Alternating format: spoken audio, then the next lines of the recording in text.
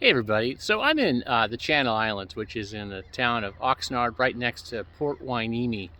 Don't look up how to spell that port, it's crazy. Military base is here.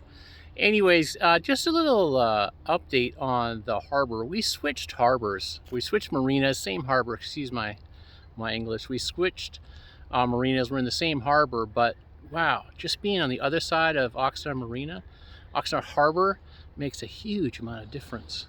Our buddy boat's coming back in right now from being out in the islands. Anyway, so we used to be over here, which is the east side of the harbor, and Topper's Pizza is over there if you're familiar at all.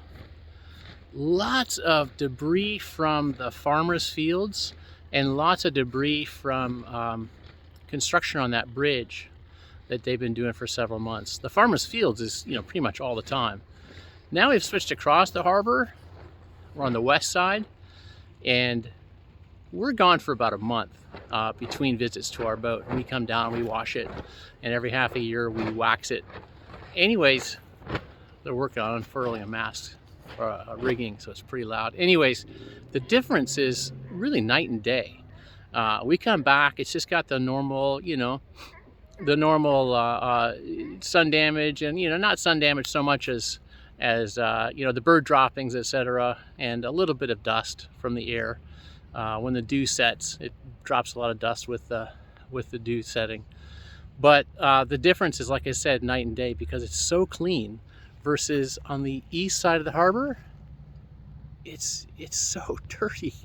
I can't imagine that just switching. I mean, we're a couple hundred feet away, maybe 1,000 feet away, and the difference is just, it's night and day. So anyways, if you're considering Channel Islands Harbor, I would consider the west side.